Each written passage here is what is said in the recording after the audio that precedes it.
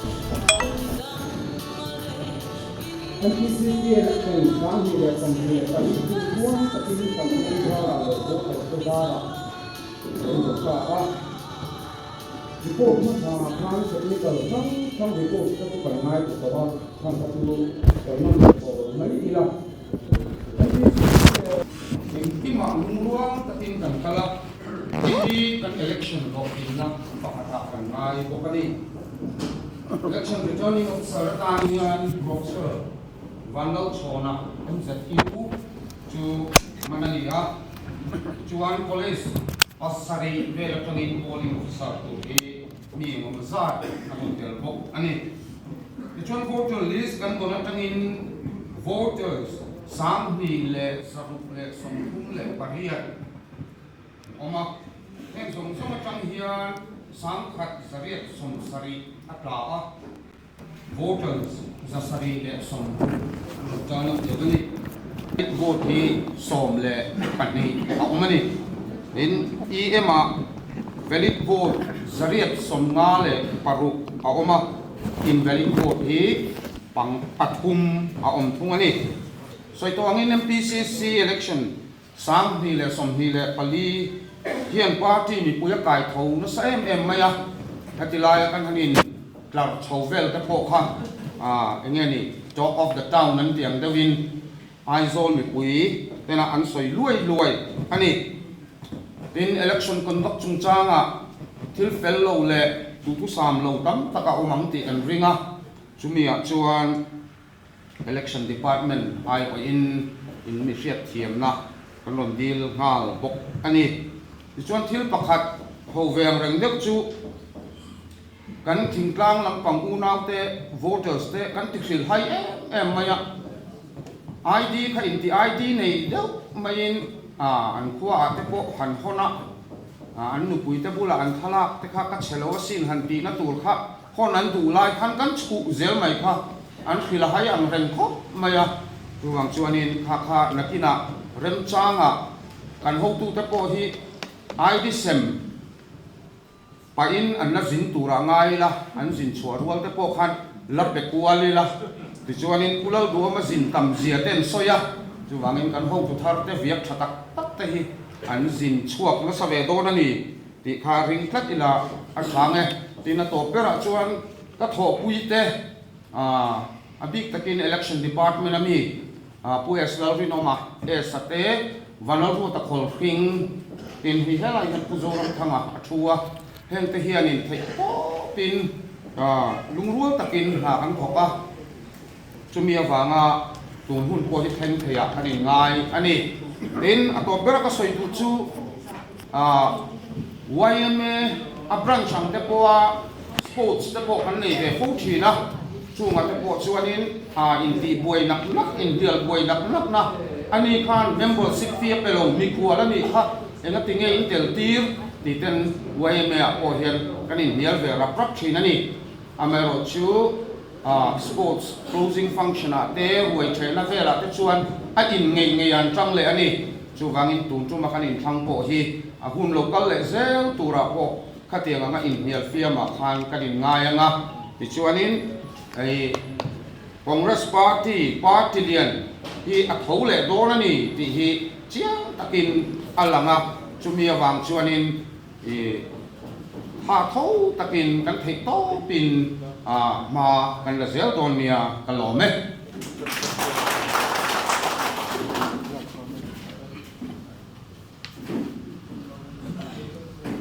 alome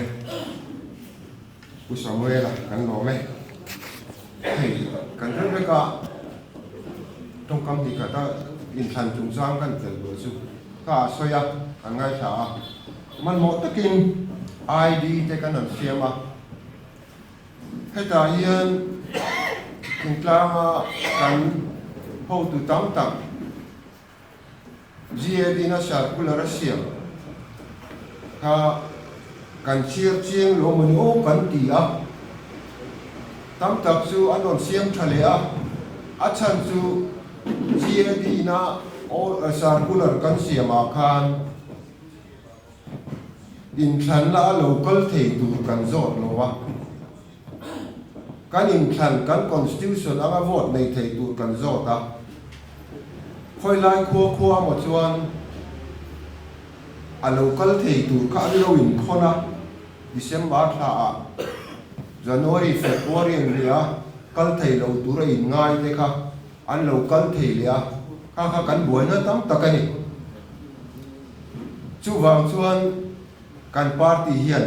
zir tur kan nga hle in ka hia kan ho tu ten thun soyamo circular mo order mo an siam re hian uluk takin ichir thina u ti khan kan ni du ni e le kan gawan kan dinga put pha moi la la song dolia oh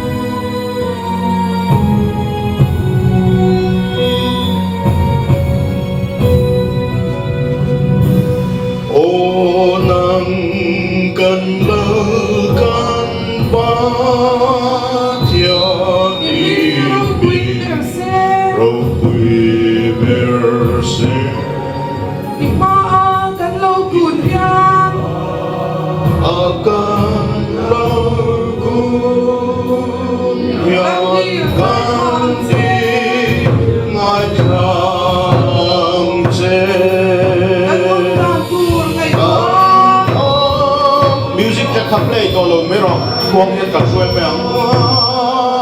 mi pui ca in khô bi bin na rau pui bin pe la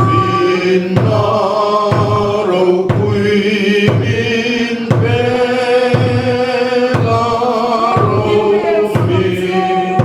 rel sa nam che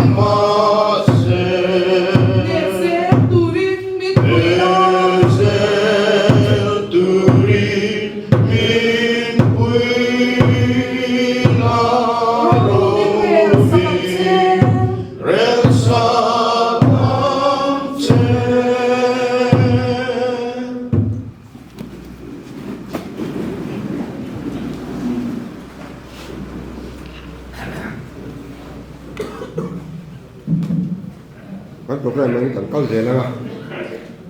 Certificate dan nak kan ni do nanga kan ho tu pa pulo than ho la hi tu kin lama kan confirm le lo wa amara chu mane kan confirm ve ka engemo asat na wa local thelo ni mai theya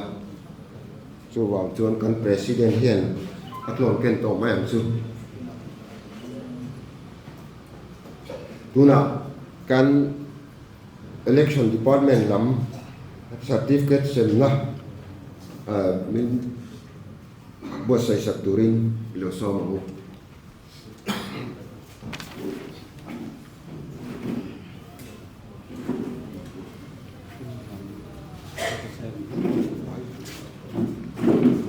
oleh kan president helai hen loading sela ko ngayin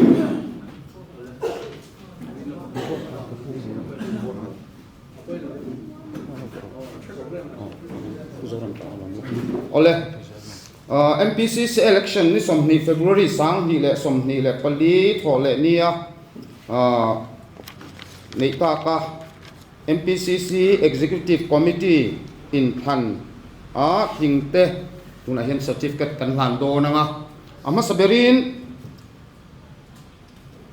hata hian pi an da lem lova ai certificate a po hian pi ti kan ziak lem lova an ming hian kan share bol mai tura kan ngaya Miriam L Frangchal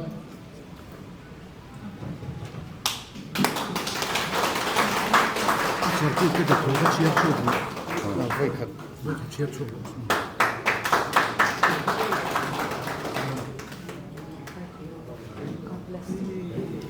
ole ama sakhan kan lo ti mai pala certificate in ziak hi kan han share lo ne Mizoram Pradesh Congress Committee Aizol Mizoram certificate hei hian chu MPCC election sang ni le somni pali ni somni February sang ni le somni pali aneya executive member MPCC Thlantin ani ti ANT Professor Vanal Chona returning officer MPCC election sang ni le somni le pali ti ani atot le tan Vanal lom pui chong thu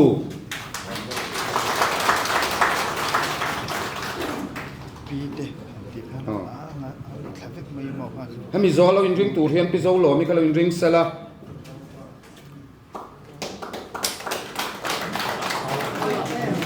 na khala pi zo lo mi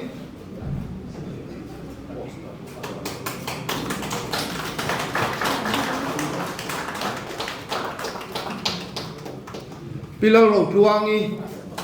sintei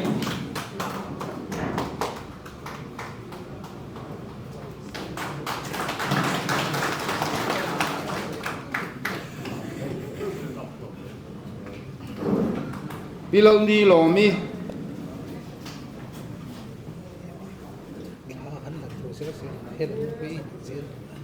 Oh. Ya, lak so kan, kalak du zela ni solam so ai zeli la thange. Bilang lompui pacuau.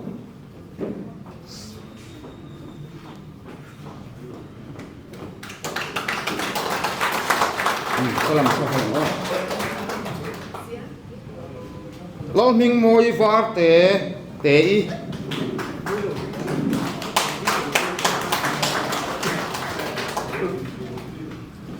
solam hoyang ho Linda Z Tharte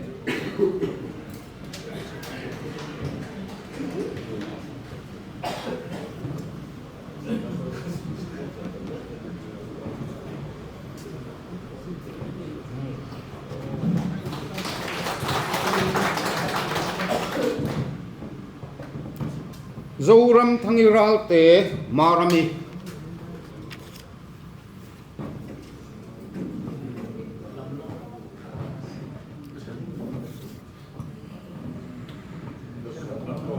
om lo ani chuan pi zoram hma ki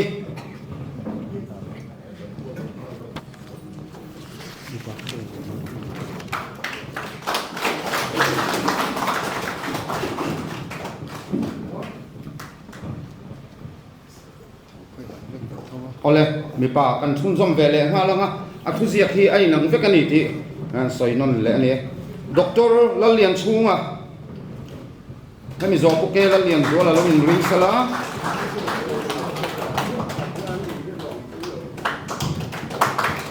puke lian zo la xml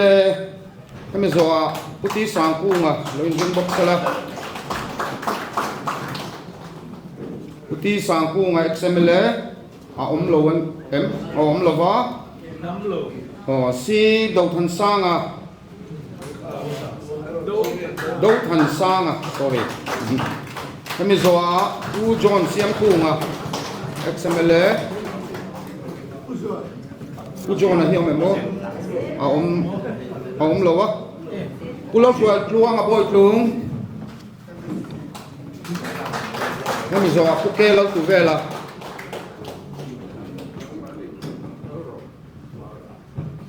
u kê lâu tu về là hemi zo puti ti zo than sang lo ring sala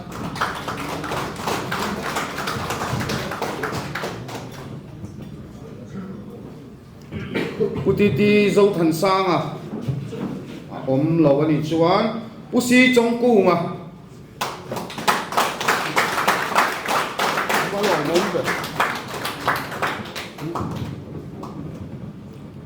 hemi zo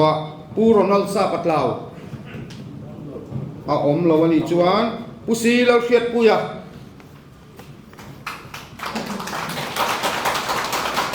pusi lo khiat puya zo hian pu ar vanal vena lo ring sela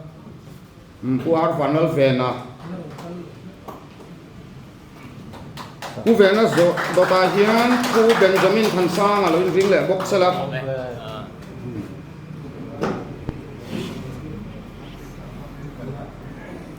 pu Benjamin than sang à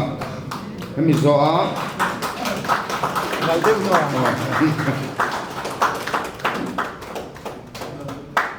pu H zo thang lian à hemi zo hian pulal ro eng lo in ring le box sala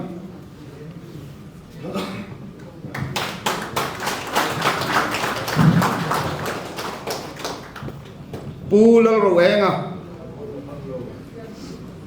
hemi zo hian pu silal pian thanga lo in ring le box sala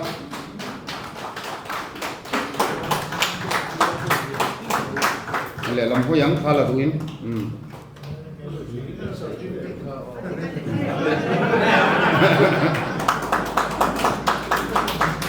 pu silal pian thanga so lam so hoi zel ni sala khan la ruwa hemi zo pu h zairem thanga UH Zairem thanga hemi zo hian UCS thanga loin ring le sala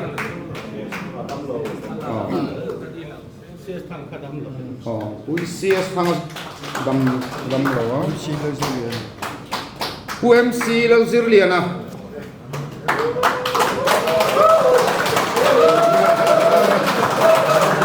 so la phero le usak thengliana usap thang lian zo hian puke lal chuan ma Halloween ring sela salam hoyang khang la wa certificate ka puke lal chuan oma ye ti ni show lo wa etika i show lo wa na pelo puke lal chuan oma lo ani chuan pulau ram sanga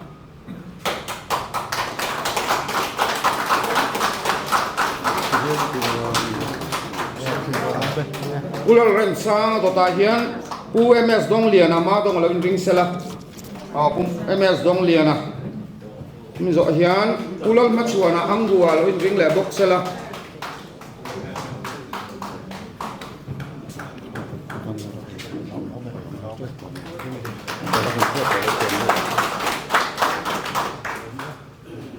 pulal ma chuana angua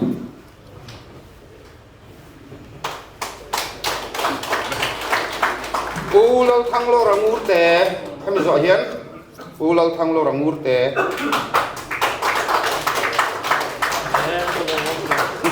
solam hero le puar van lal kluanga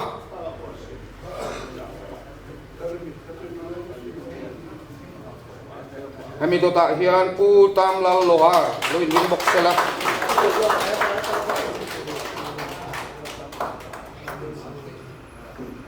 pu tam lal lohar hemi to ta zo sang lian lo pu zo sang lian lo in ring le box sela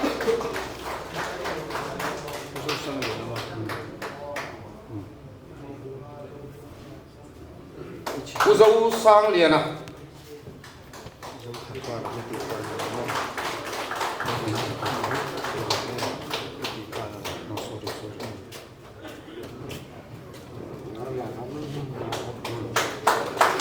UHC Thlan para dấu Thlan para sorry UHC dấu Thlan para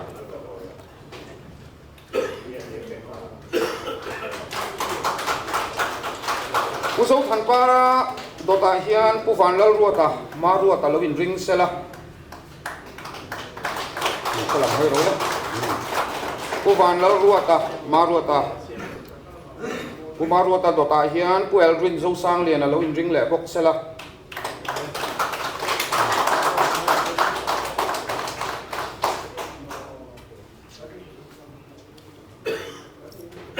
well rin zo sang liana to ta hian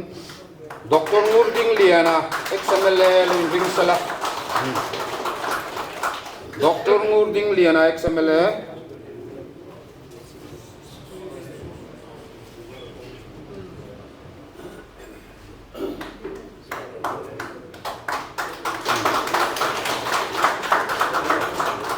ami to ta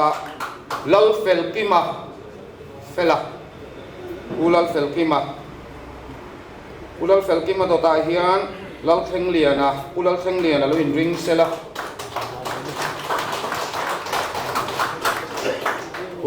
lal kheng liana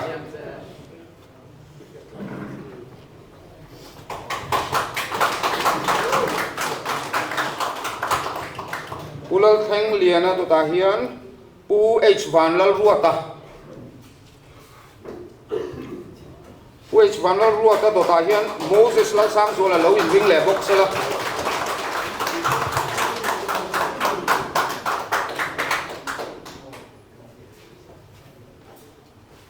pu Moses to ta hian pulal than khuma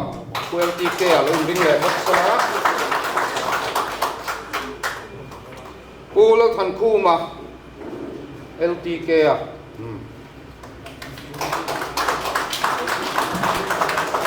pulo than ku ma do ta UF lal mangaya khonga in lo ring sela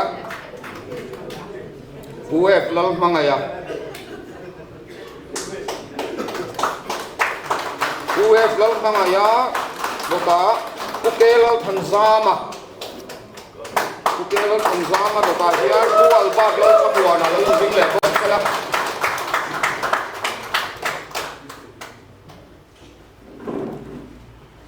pual bat lal thamuana do ta hian pu van lal ruat khol thing lo in ring sela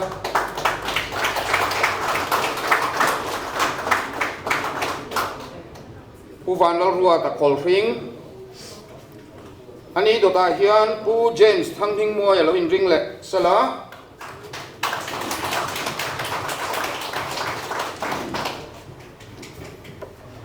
pu James thang thing mo ya James Thangping Moil ta hian US Larinoma esa lin ring salak thana US Larinoma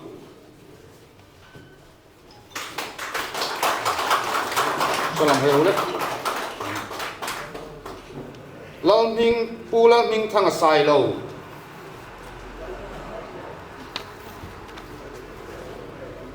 pula ming thanga sai lo dota Dr. J Dai so balon ring salak Dr. J. Daisova ông lâu niệm mô ông lâu chuan pusi lal lim puya sima puya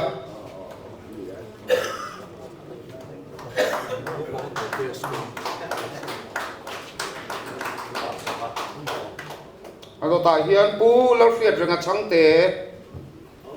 ông lâu ni chuan pu lian hleya ma liana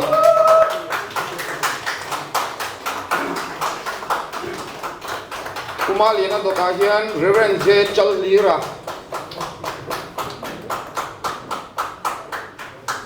Reverend J. Chalhira.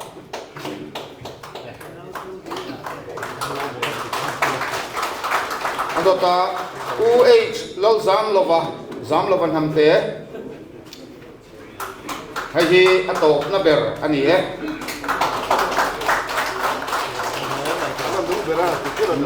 Left salam hoyam. Kan President kan Lome.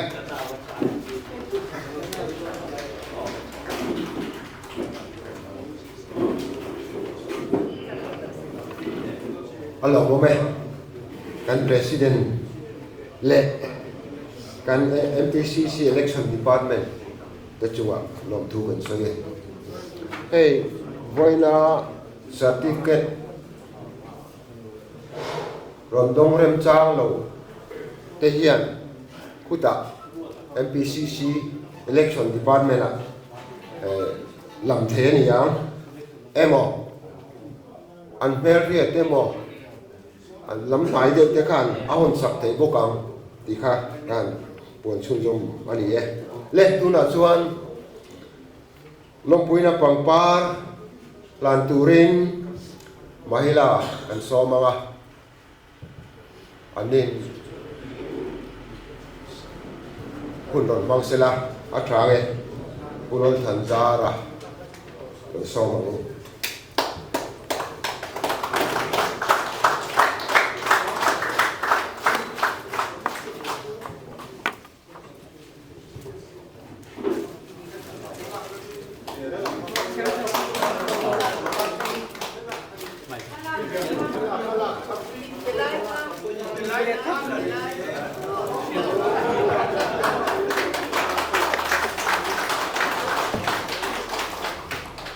Lompuina Katbe Kurikan Chair Swaglukange Pulal Thanzara President Mizoram Pradesh Congress Committee Mizoram Pradesh Congress Committee President 2024 to 27 Atana Kantinini hi Tinlung Takin Kan Lompui Chia MPCC Party Ramle Namtana Nai Thoze Naturadu Sakna Kan Hlan Ti Ania President de GS in Hing Kansan Athalaki Mun sang mi kan zong ko ma a chelo kan ti na beran panon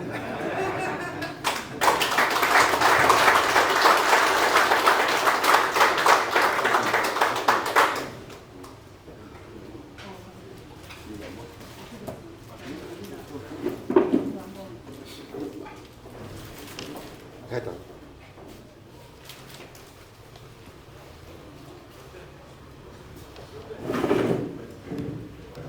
Mahila Khan an la zo lo deuh leka kan president outgoing president hi ngai huina tilpek an pedua kan pulol thanzaran tu tua soi main chu chuan tilelok sela thange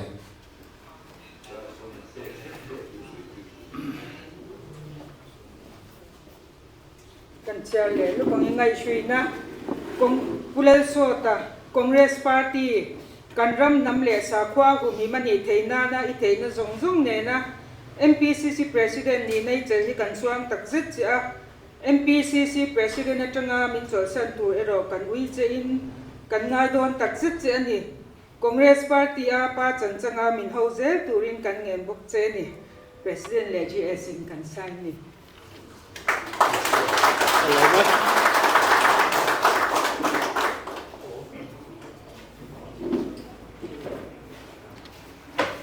kan mai la ho tu te chua kan lo me le tu na chuan kan president Thlan pulal thanzara tu soi turin so ma u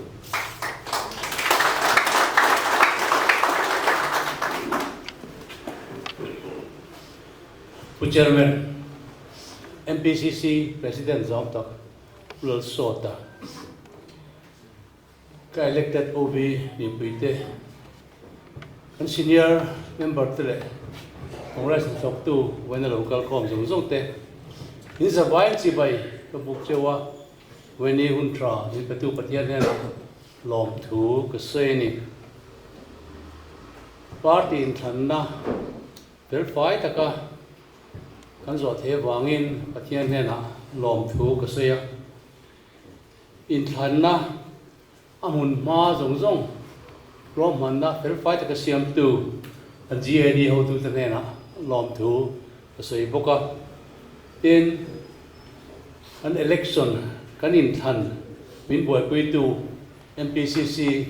election department เนี่ยนะล้อมถูก็สวยอินทันมินคนดักสักตัวละกันเขาตูตั้งนั้นสอบMZU ช่วยตูเตะจิตตูเตะไอโซโคเลสังสังRO เลย PO นี่ตัวละกันสอบเต้นเรื่องไฟตะกะกันอินทันมินคนดักสักวางินอันจังหวะล้อมถูก็สวยนี่โจรำดุงเลวางสักเล็กทั้งสิมเลมาร์จังอ่ะปาร์ตี้ช่วยตูโหวตในไทยคดีจัดโหวตทักตัวเราปุ่งคอมส่งแต่จังหวะการอินลุงเล็กที่ตักเซตินล้อมถูก็สวยอันนี้เซนโซนะเตเล็กขัดยังอังตะกะนั่นเองมายลงกันละคานนักขานี่กันคอนเกรสพาร์ตี้ลันุนทัดเซียเสียงตะกินนัติลังอินกระเชีย MPCCOB นี่นะเจลตูระเกเลกับคันดิเดตปุยเพื่อนนุ่นมวยชัวโมเลดรอัลมัลโซมังงากันเตมินโหวตตูเตเล็กคอนเกรสพาร์ตี้ตานะจะเลตะกะโหวตทุตักคนทักตูจงแต่จังหวะล้อมถูก็สวยนี่แคมเปญลายตรงกำดูทอเดียวมีดังตาละเชียดนวมเราเลยทิลติกันเราเนี่ยนี่ส่วนมินเชียดเร่งสักละวะอินมีไงดำนะกันดีละมินไทยหินสักตูรินกังเงินเจ้านี่กันมาหุนากันกัลเซดานตูเละคอนเกรสพาร์ตี้เราดินชัวเละนัตูรินมีอินฟินชัวทุรอนเตมินเปียมินจงไตรปุยเร่งตูรินกระสอมเจ้าอินมิตันปุยนะอิน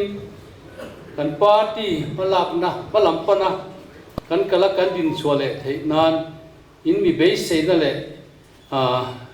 กันช่วยหมอผุนในหลอดดินปุยไงตูรินมากันละโดนั่นนี่กันเขาตูเตOB อินโซเวตโลเตปกันเขาตูเตอินละเดรงเท่าโดนวางอินมีจันปุยนั่นแหละฟินชัวนะกังเงินเจ้าวะก็ฮารินอินอมระวังตีกระเทียมดูเจ้านี่ Executive Committee Member ฮันทัลเตก็ลงปุยรัวเจ้าอินเฮพ่อสายเฮียนหุ่นตั้มตักเอาลงอวางทิ้งสองตลอดเตะมีดังตะเกียนะอินกันดิเดตเวลเตก็อินสบายอินคอนเกรสพาร์ตี้พลังนัตุระมินทอปุยเซตูรินก็สมเจ้าเต็นวันนี้AICC นะมิเชียดดร.ลัทันโฮล่า CWC member เลยกัน senior office กันไต่มากระตุ้มนะกันถูกหลอกอุศิจงกุ้งเต้นมินละวอบโดนวางเฮียนอัฐมวนทักกติตักเจ็ดอันนี้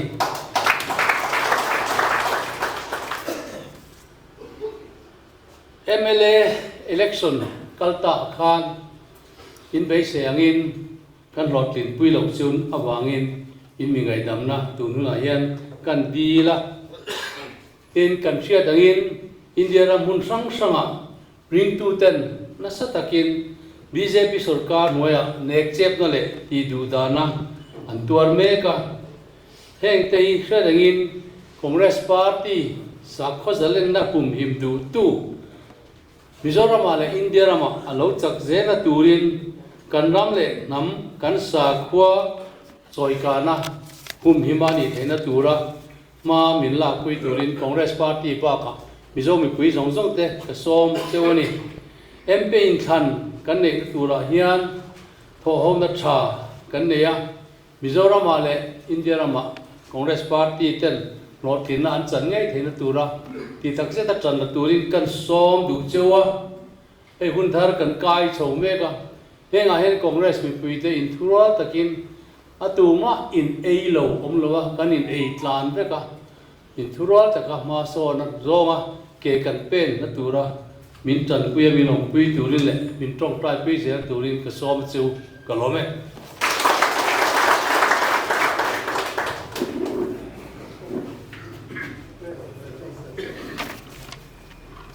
pulal thanzara kan lo me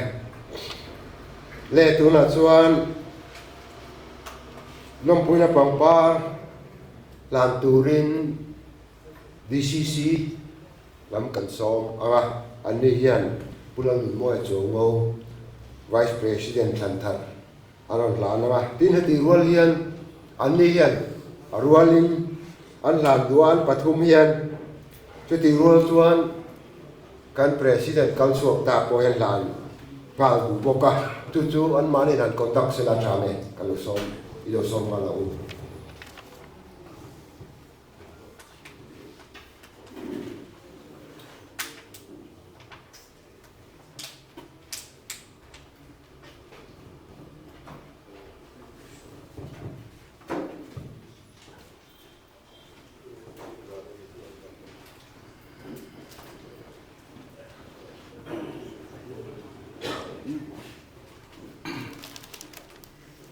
par kan hlan main tongkam ni khatlek kan president kal suak pula sota NPCC president nia min kai huaina a kan lo me ma lom thu ADCC in kan soya kan ngai don view chama ra chu min lo op zel don ni ti kan hriatin le mi kai huaina lom thu kan soya chuti rol chuan NPCC elected OB Hlan Tharte in the vai chunga kan loma chumi lom enti na te kan president kal suak choi moinan te le in the vai choi moinan venia hian rolin pangpar kan Hlandon chawani khoi takin kan president kal suak le elected OB pathum te tila hian min lo din sakturin kan ngen chu ani e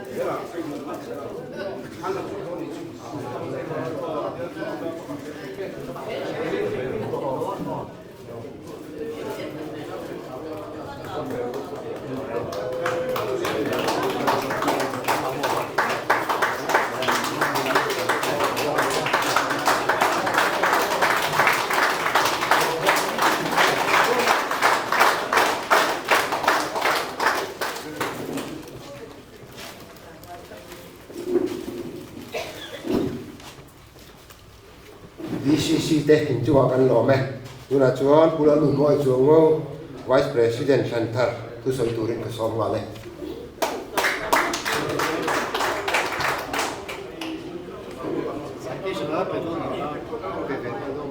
ADCC tongin mo. Oh.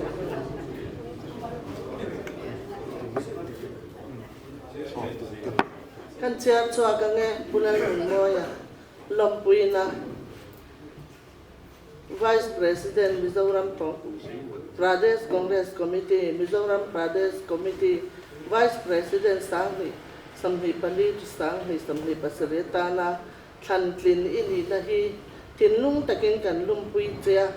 MPCC Party Ramle Hamtana Nai Tho Zel Natura Du Sang La Kan Lana che President Bilal Umpui Tong Tu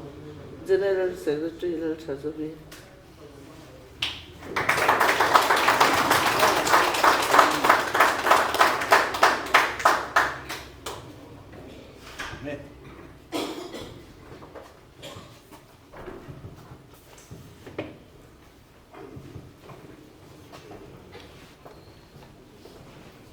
Chairman le kan President Pulal Sota kan President elect Pulal Thanzara kan Treasurer elect Dr. Lalmal Somangaka kan party Huaitu Suanom Taktak Uvaina Helai mga local comte Amasayin si Baika Bukcewa ADCC Huaitu Tachunga po Ilong Puina pangpar le citation min pe ka wangin kalom boka kan party in ka election felfai tak mai kan han ya bo ruak trong lema sela felfai taka katian election mi nei saktu GAD te election department te le returning officer le polling officer te le kan volunteer te le hetianga election felfai taka kan nei theina turata na ruwa man mi siam saktu kan president chuma long thu ka soya ten kan party roi tu Mizoram hun tin na changa local khom te felfai taka election kan nei theina turata na huiling taka helai muna locala an hun le an Tharte le sum le pai senga local te in zawai chuma long thu ka soi boka ten kei party mi Tharte mai vice president tura min thlang tu te le min thlang lo tu te song song chuma po long tu ka soya min thlang lo tu ti mai la min vote lo tu te po khan min du lo ti na ani lo ti hi kapom dan ani a kei ain vice president ta pumun lian suma ni sela ti du tu han ni maya vice president na tan min du lo ti na ni lo te ro chu kapom dan ani a chu wangin in zawai chuma long tu ka soya ne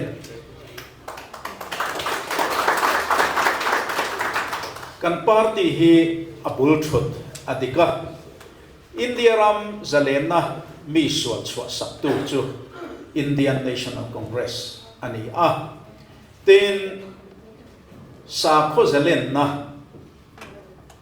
India ram mi poiten kan dei theina turatana Indian Constitution a tele dam frang franga ruam man siam tu bo Congress party tho Congress sarkar tho ani ten ke ni nam tlem nam nu fual le ram kil khorzo ka che te tan po a chim rala kan nom lo na turatana ven himna mi siam saktu te mi India ram mi pui nam chang kang zok te ruala ke kan pen ve thea mason na kong kan zo fe thek na turatana ruam man na big special protection te po mi petu chu Congress party ani tuna hian central sarkar me BJP sarkar hi Congress sarkar ina ruam man na siam tam tak thiat zonga malane tu ani a chuan BJP sarkar hi kan in hum him na thiat tu zonga malane tu ani wangin tun kan maloka Lok Sabha election lo am tura pai tha ka om theina turatan le Congress kai chuaina India ramaro red na phong a che ngei theina turatana ma la turin Congress party mi le sa kan fuai tu le kan worker song song te ka som du chewa hey party election kan jowa tuna hi chuan kan party in than bo ruwa ka kha phum bo aram theng pera kan trantla na kan phumbo apoi moin ka fria a tuna chuan mi puiten Congress ho tu ten Congress mi puite du dan election kan ro tilang to a chuwangin kan vaya phei khai rual taka Congress in ma ason theinan le Mizoram le mi puitena mason na an le thei turatana na turatana sarkar kan mahun local zel tura siam turin tran kan lakla ngaya chumi turatana pu patea pu lalthanzara kan president elect kai zafenga theito chuatang turin kan som du chewa hey pu lalthanzara kan president elect hi ma ni in fact chi anilawa ma ni thil ti thatlang au pui mi anilo chu wangin cabinet minister kum som chuang zet nito ni ma sela mitam takin athil ti thatte tam takhi kan fiat pui lawani achan chu a department emo ama le ama hual tu te kal tlanga athil ti thatte atlang au pui ngai lo awang ani pakhatin ka ria a ama se ero chu ani hi mi bel thian dol e pa ril tluang tlam ram le mi puite mason na turata na thanem ngai mi harsa le mi rethei mi chan haite ta na in pezo em an chung kwa khi mi mang ang to khok te mi rethei te tlu rum nang an chung kwa ani anga kan ram kai hruai tura mitling ani te hi vainia Congress Party hruai tu te le Congress Party worker te riata ka soidu a kai za kan vengam thei top kan su ang a hoin ram ro rel na tra mizoram le mi puite na kan hlok pui ngei tur sarkar ko kan tin ngei ka be se ni chumi turatan chuan thei top I chuat lang mu te in ka ngen Congress Party a kan ho tu te le ka pui te ka som cheu ni hetiang hun tramin pe a in party hruai tu te zinga telve thei tura din min hlang kai hi kaloma in zawai chunga long thu ka sei non le kalome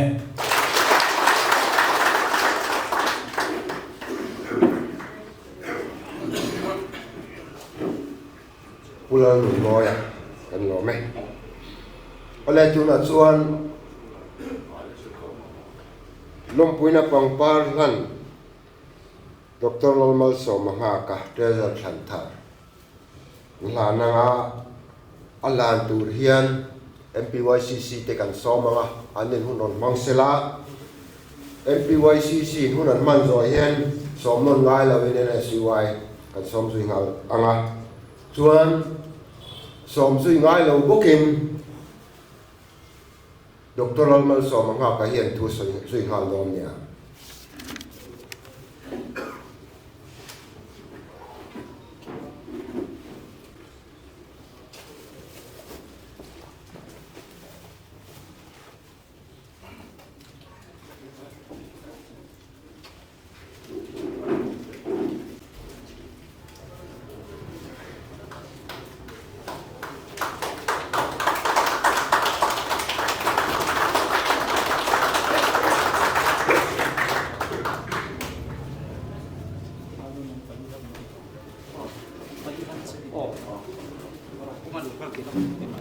không ai kan president zong tak pula so tale tuna kan elected than chuat te kha không ai lo ding se tol lo wan kan ba ti tu ni ole nama sai tlem tu roi kan ei velo kan min lo se thiam sam mula ei kan president kal so to pula so ta ui don le ani hian pa chan sangin min ho zel do na wang point kan lo matin part suai tu ta na kan than Tharteมันถัดเชียวเลยมิโซไม่ปุยอังคนนั้นจะปุยอมเรานี่ชูวางส่วนกันช่วงโตกันนี่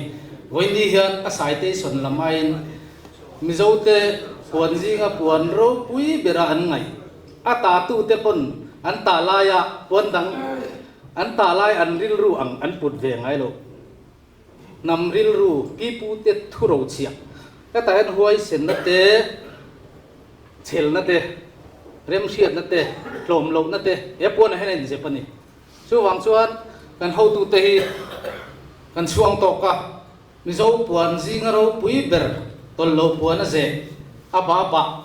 กันหลานโดนนี่เว้นนี่ยันเล่ลมเอง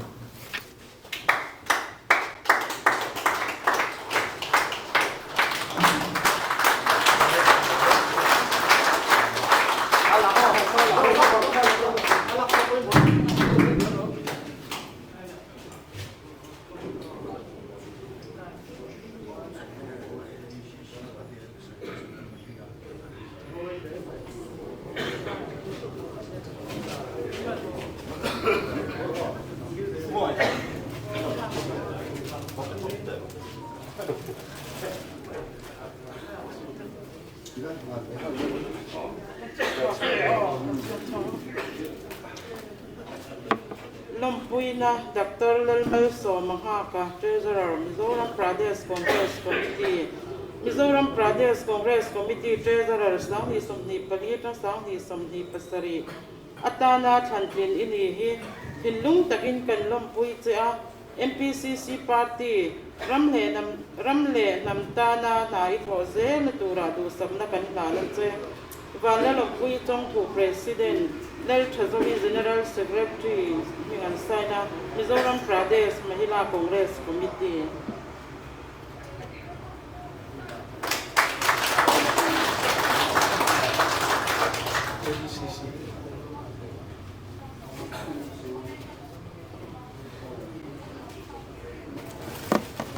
Chairman, hello man. Ramle tham ta nan tol don lo ni ti kan khia chen wang khai chuan tol lo wan ka kan siam ber lo ba lompui na thu lompui na certificate kan siam kan sia chuak ne National Student Union of India Mizoram State lompui na pulal thanzara kum sangi somni pali MPCC election na MPCC president atana thankin hi National Student Union of India Kechua Thilung taking kan lompui che kan ram kan nam le Congress Party tan ke pension la tua sak sang per kan han che RB la lo so president NSCY le Jerome Bolt as general secretary NSCY tan ming ka sign na ni president oi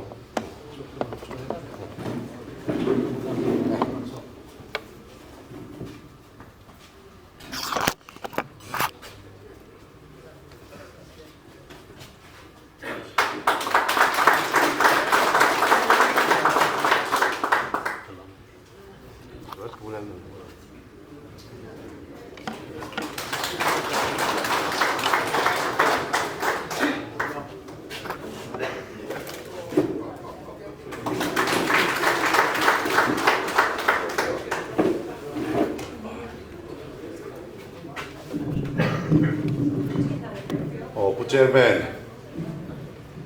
Party President Pulal Sota, kan President elect Pulal Thanzara, kan Vice President elect Pulal Moya Chuango, Party kan senior te, kan ex-MLA, kan ex-minister te, se party kan thopui zong te, ama saim pathian ming chibai kapu kachu. Hey, voi ni program ki mom tak na ni thea. Along cái khóc bay, hắn in thang à, hắn trăng trăng à, hắn trần lúa ta thì bỏ, thì tắm tập,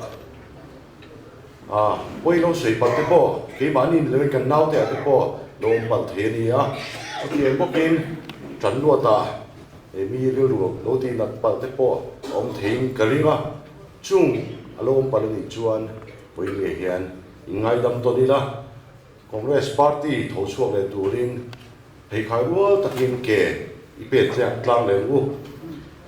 Với nia hay, có thể cả ra hết dizat kanan kala. Mani kan election nia khát dizat tak meo. Zong kuala matrang te, tual chung train kan party mangai tu te. Kan pung khom ha, aro pui katini. Với nia chuan khang lo pung khom zong le, khang vote nei lo. Vote nei ve chak ngoi. Kan party ta na chanin ngai em missing tel Mizoram dung le wangai lo an ni ho ne na tho ho kan thiam appointment ka ria abi takin zo kholama train thingtlang pa ti mai la tu wat thu suwa in bawan atangin headquarters train thu le la ngai tha in anon kal thina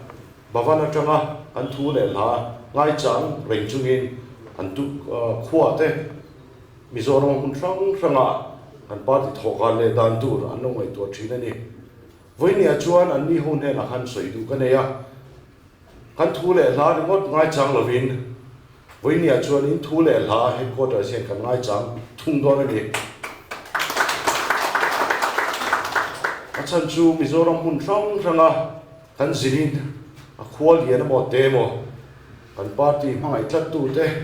kan party principal ring tlat tu te ni tam ta anom an tang em an ni ti nual hi ring chang lo a thei lo an ni kan kai tho le ngai tho kan le dan tu ra po an nin hun sang ra kan unit roi tu te kan block roi tu te kan group roi tu te kho sang ra congress mai tu te an rian ti ka chiang e me mani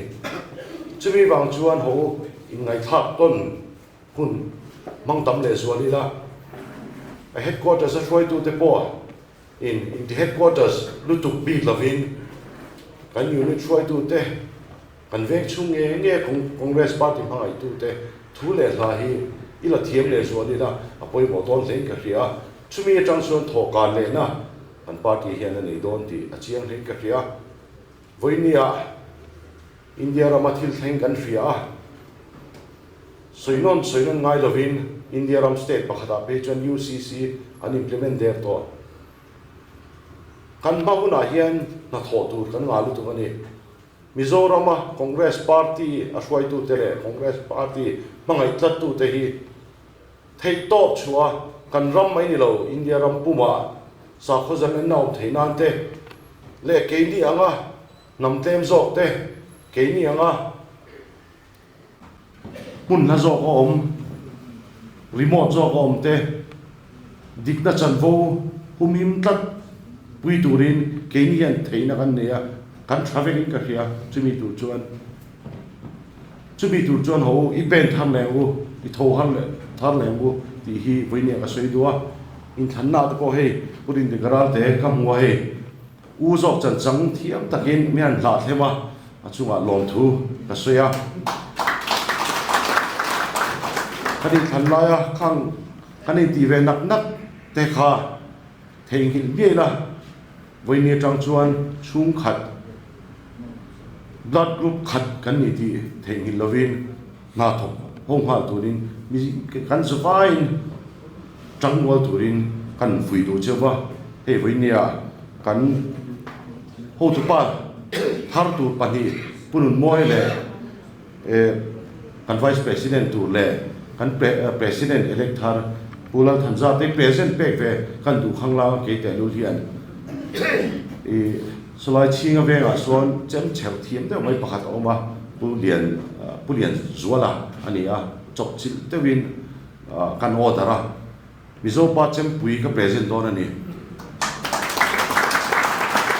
chumi yana ma chu entir ani chu ta tho tu kan nga zia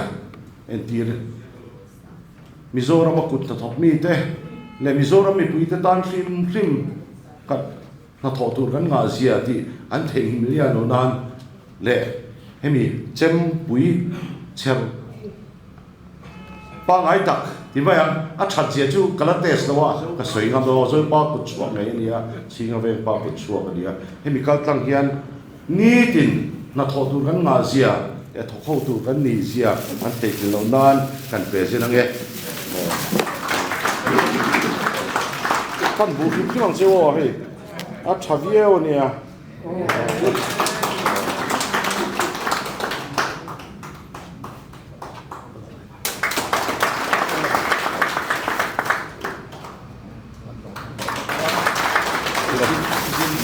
Kalau me,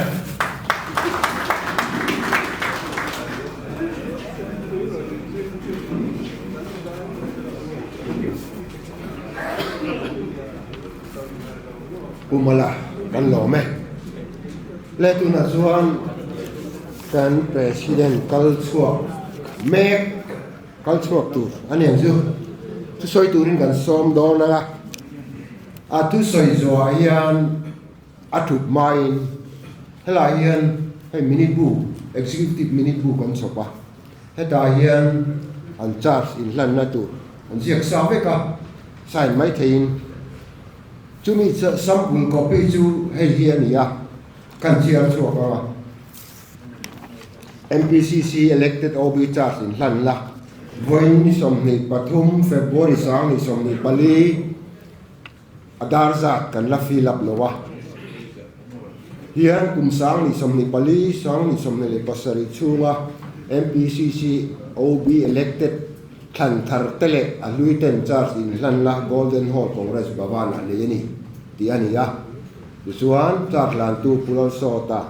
pulal thanzara pulal mo chongo Dr. Almal Soma Ngaka an charge lana hi pulal thanzara a pulal mo chongo Dr. Almal Soma Ngaka te an nia kan khet tur chu kan in than ma kan elected OB pali kan ne ya kan in thanga tun huna hian result lo chuak to a elected OB hi pathum kan ne ya ama kan pali kan ne ya chumia bang chuan elai lisa po hian ain zat lo ni ti lai ka kan soi fia lok ani e le tuna chuan kan president pulal so da tu soi tu lo so ma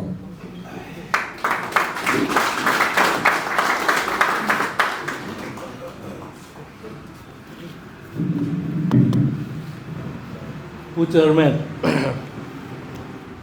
MPCC elected OB Tharte, Thlan Tanzara, President, Thlan Noajongo, Vice President, the Treasurer, Dr. Dalmal Somaka, Voina Party Way 2, can hold 2 te. Local com zong te tin na thang này á in thằng na boy em te le hemi lo ngai tha tu zong te boin February ni som ni le patum kum sang ni le som ni le pali hian chi bai ka bu ka chu lom thu sai na tu ri tam le a ka ma mi ten an sai to a ba se ka soi non le kher duwa kan party ruai tu than Tharte an chunga hian alom ka ti tu nang hula ruai tu tha kan nei thei hi nimin pia lo ka kaning thana kan ram mi pui congress an la that zia aru kol alat len zia te han riat khan an ni tan hian huai chuan sarkar na nge thei tur ani ti a hiata chuwang chuanin kan than Tharte hianin an mani po an hanin chamol mol ang khanin huai sen takle malam thirin an huayanga amal te tein kan soenga pulal than zara hi asan chin min zo a ka soidana chuan ka soi tam lo na in ka soi dikin ka pia pakhat na chuan pupa te hian pathian a hlau pathian tri me ni hei hi chu ka tia tin party thila ramro rel na nuai ber aizol veng lian ve tak zar kota village council la ni lai tanga rong bol thi na ni ko khan ronga bolang bokin he thil pani hi pupa te chung chang ka soi thina ni pulan noi chu ngau chu kan thebeka sarkar na thoka ram bei panga congress party ran lut ania ani hianin ram at huaina tura le party huaina tura ngai dan tam tak apaya tu kan mang tang kai don ani ti Dr. Lalmal so ma hi kan fiat thewangin min pe ania party a chau ni lavin zoram mi puya ain pe ma mi khong ai thei min noi nung te khong ai thei chi le tran pui chak mi ania anni pathumina congress party han khoi tur hi chu angai ngam om mani hei to lo wan kan han min han petaboka hemi bang hianin malam kan pananga tin min pia lo ka kanin than khan ni china ka soyang khan athang tu mi pui congress mi pui kan la that zia kan la rin tlak zia thu kan oi zia ram kan mangai zia kha alanga apan thamon thak em congress si dam reng ro se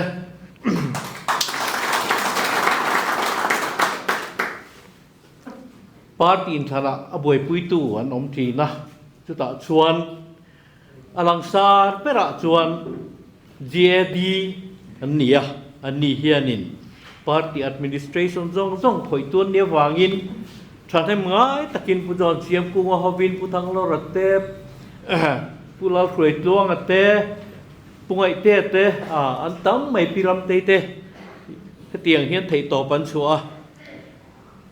ตินไอเล็กสมตักบีขันบวยปุยตูรินผู้เอสลารินอมาเตผู้เป็นจามินเตผู้โจรัมทั้งเตผู้วารุวัดเตและมีดังตั้มตักตรงไงยินอันทกะอันนี้เฮียนจานดาร์สองปันนี้เฮียนแทงฟงทีนะเฮงแต่พอฮีเกนี่เฮียนกันเรียดปุยเราวันนี้สู่วางินกันเรียดเรากันหูเราว่าทบตูเตฮีอันฝักอมมันนี่ตินปาร์ตินทันนิมาเซงินมีปุยและปาร์ติชัวจังปวนหัวมีรินตากมีรินง่ำเต้นเฮอินทันฮีอันบวยปุย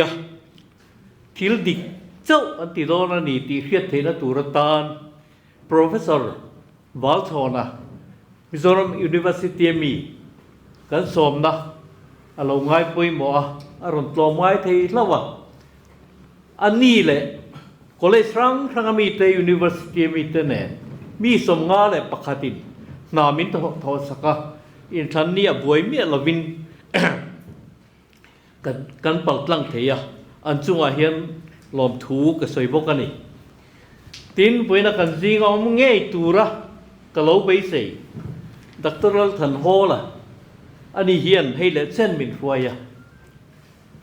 อะฟินนั่นแหละไอ้เป้นั่นแหละอะไตมังนะทรงสงฟังกันรามาโซนมาตั้มตักเราเทงเฮียงติกามากันเทงเราบังบวยน่ะเฮียนเราเอาเราวะจอยมอยตุ้มตู้แต่พออินบัวใส่นะอินที่เลยไทยตะเราเฮียพอยกติยามาเซงินอามาเอามังทวินอันนี้จอยมอยตากอันนี้วิ่งงามินอินสุรคาร์ปุย election certificate returning officer นะอเปกที่วิ่งสอบปฏิอดองนี่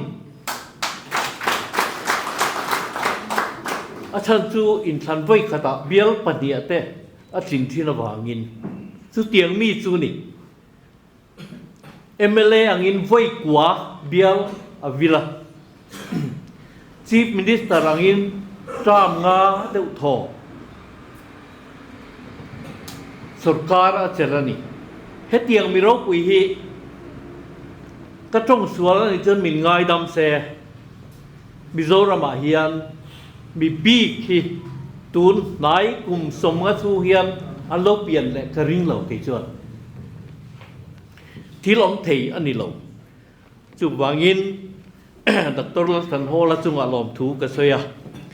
ตินเกมาปัวละลมถูกกระเซียนัตุริตั้มเบอร์โซกะอินมีตรันปุยนะจงเลยอินมีตรอยอมนั่นแหละตุงนักหันสวยตากะกันประธานมาสาเตเนนักขายขินร้องเราขอปะมีลังซาร์เรา มีเตะก็ดิจุงอ่ะก็เดียงมินบวยปุยมินข้องไงมินมังไอตัวมินดูสักตัวแต่จงจุงอ่ะเฮียนลอมถูกก็สวยบอกกันนี่อินสบายจุงอ่ะก็ลอมตักซะตักลอมถูกกันสวยรัวเฮียนลอมวักเราถูกสวยก็เตลชากเตียปาร์ตี้อมข้องกันนี่บอกว่า กันอินทั้งไทยโดนแต่เราวันนี้ไม่อมมังตีขอปินถึงตบนิดไลนุ่งเบิดคานจนกันกัลคอมรับไหมปาร์ตี้ช่วงอินทันน่าสวยเซลนั่นแหละก็หมอบอลน่าเดี๋ยวอ่างซองอะไรเทียนข้างมีแต่จังหวะคานจนรวมทุกส่วนไงนักการเราวันนี้ปุยกติคบไหม กันปาร์ตี้เฮียนขเตียงเขาอมเล่โตง่ายเหล่าเสขดัวมาเซกินการ election department เตป่วยเส้นตะกิน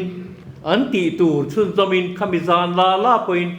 จานดาร์สอมเล่ปันดีอันเร่งเล่ดิอตูอินรินีเด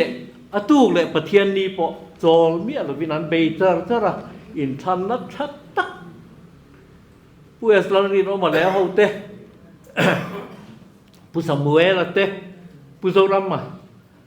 สู้เราต้องจวนเทตบตักไม่เป็นอันชัวกันอินทั้งเทียนี่อันจังหวะลอมถูกสวยบกกันนี่เวลาเฮียนก็หุ่นนุ่งกันเนี่ยก็เฮียจู่วางอินถูตำฟักเราสวยก็ดัวปอยลีก็สวยโดนะปอยประคัดนะจู่เวลาเราก็คอมซองแต่ละ political party อมซองแต่เฮียน party กันอมชั้นฮีรำกันมังไงวางกันนี่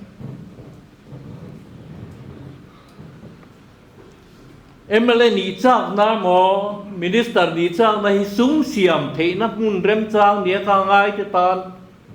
วันเขาเวลท่าระเฮียนมุนน้อมต่อเราให้กันเรียดกันดูนี่มีปุ้ยนั้นดูต่อเราจู่วางอิน รำไม่ตู้นี่อาจจะทางเราแรงชวนตัวนี่กรำไม่ปุยเต้าอินจะวายินหวยเส้นนั่นเองรำตาถกเซลตูรินเวลาจังเงินเจ้านี่ปนีน่าชวนหุ่นทัรกันใช่ไหมนี่เฮหุ่นทาราเฮียตูนมาสุรคาร์เมกนินนาวางะปาร์ตี้ตั้งอมชุนกลิ่นเล่ไม่เทกตะทีนังค่ะอันนี้ต่อเราเวลาชวน ZPM party สุรคาร์ได้ต่อเองวางเงี้ยกันตีชวนมีปุ้ย MNF party เลย Congress party ชวนเอ็นชินต่อมินไงอ่ะอันดูโตงะต่ออินมินเฟียนี่ชูวางอินกันตีตูร์จูเกี่ยมานี่ฮิกันดังลำงำมังไงอ่ะกันทุสัยตูจงเตกันตุยปุยจงเตกันริรุเซนัตตัมเบรหิกันรำตามดีเซ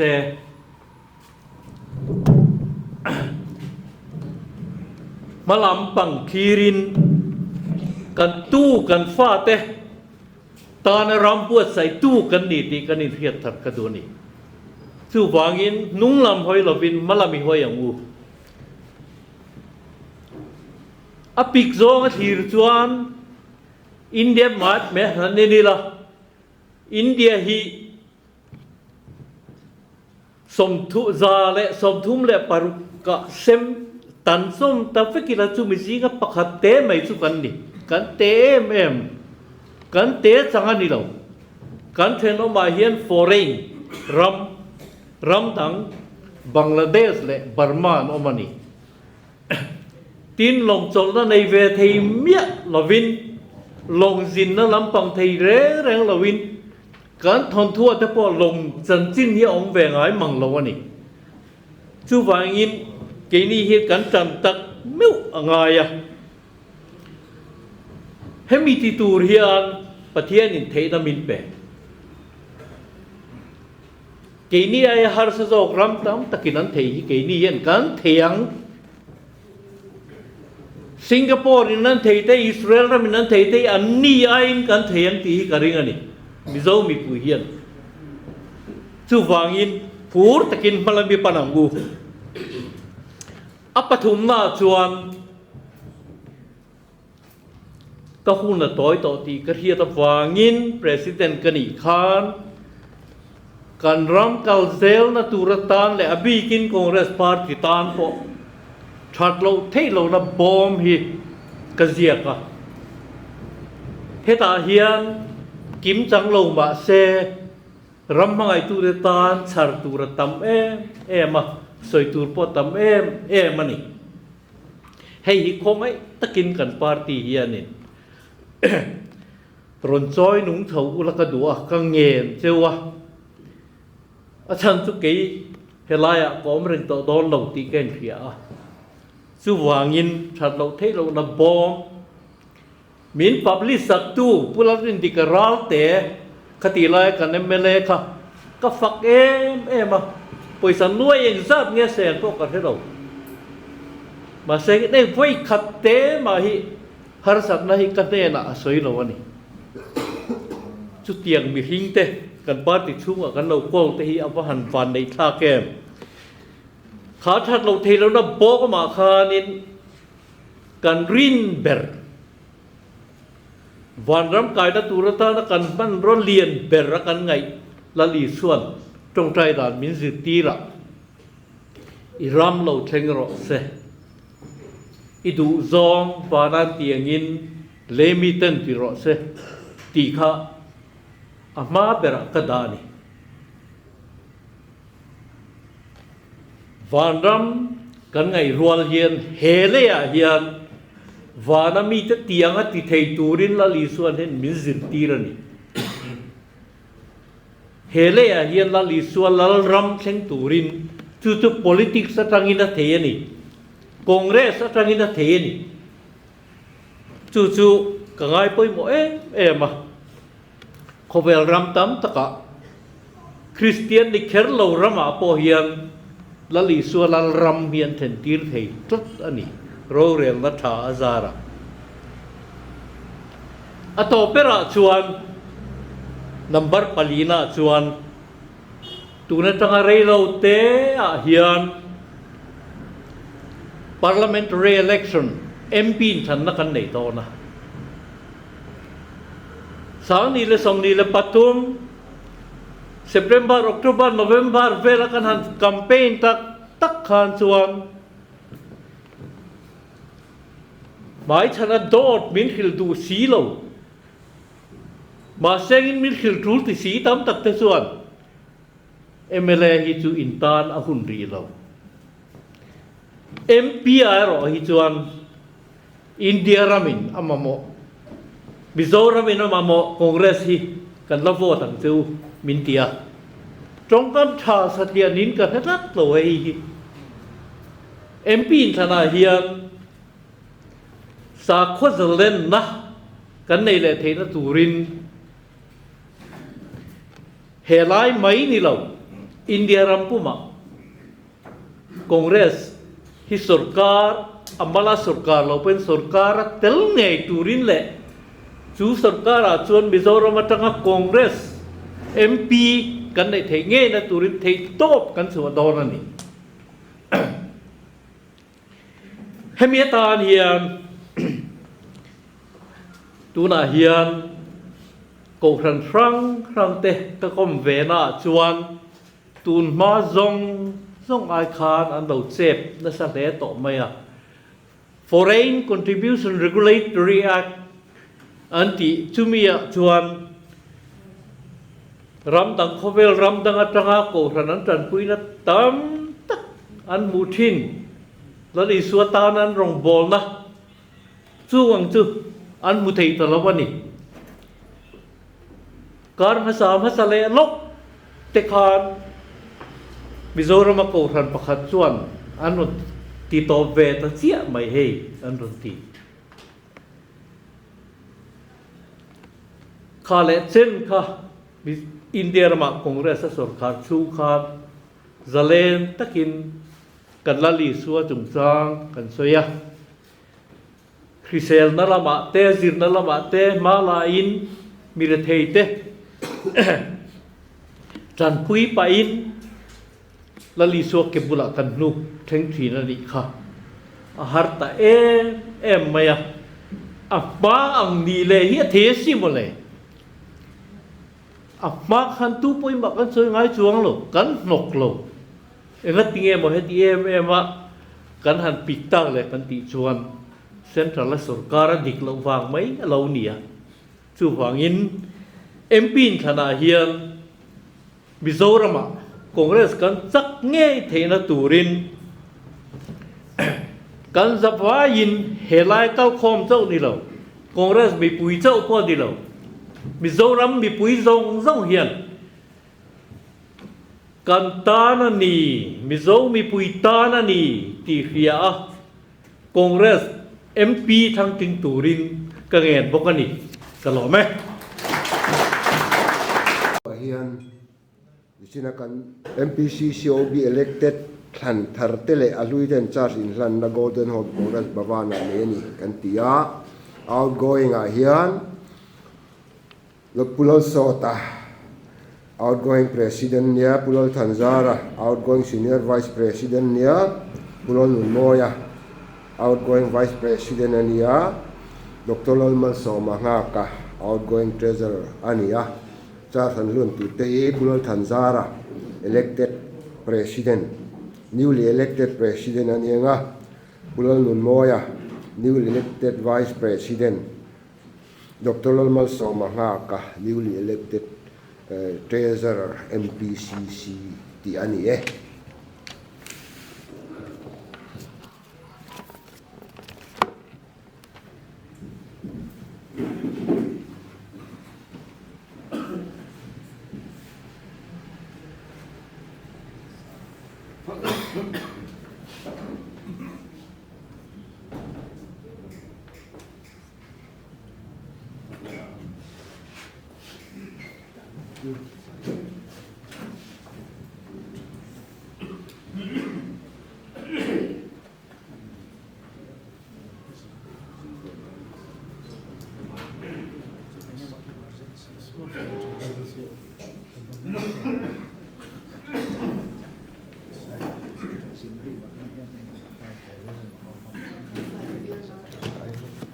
Tuan Lun,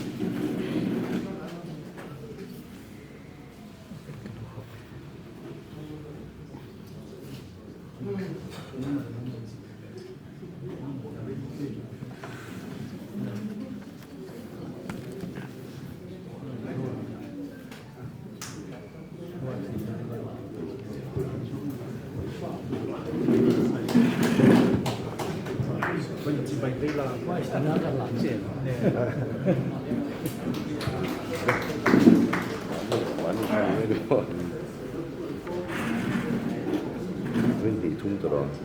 dia tung.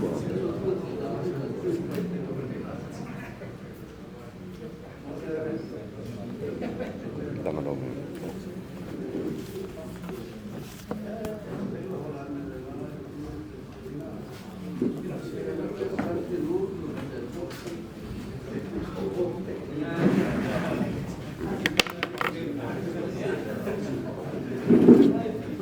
Dar som pangilan ni som dia ni ya.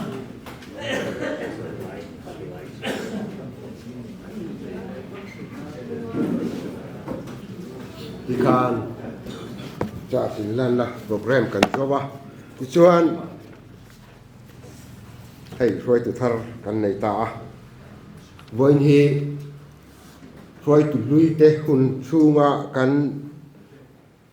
Friday session number ani dona ale peka chuan ho tu Tharte huna lo ni tonga chu wang chuan kan ti khuna nge Friday session hi kan tran le thang ka helo ba ten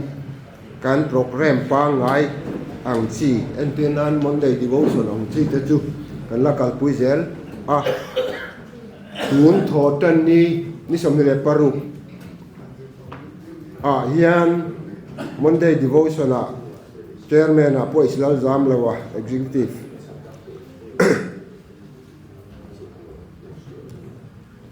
Pathian thu za upa Joseph lal him puya XMLA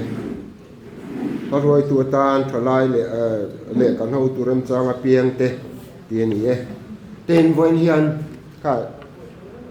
kan party election kan ne ya chuta chuan vice president chu puzau din tluanga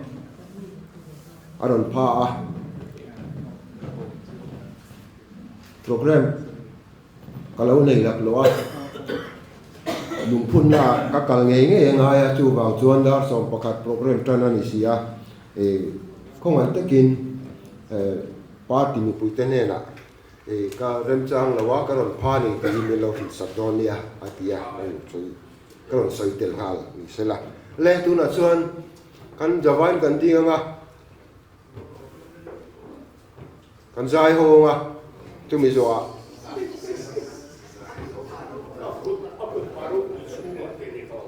put paro put chuma mo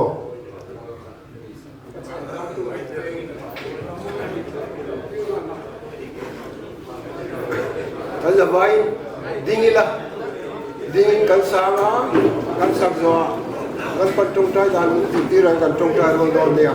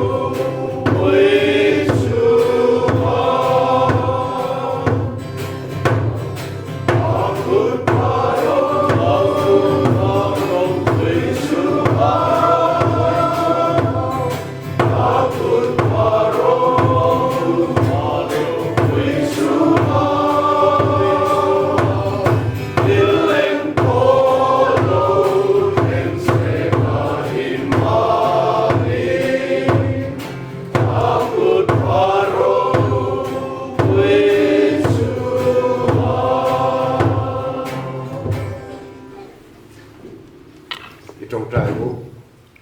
cần bà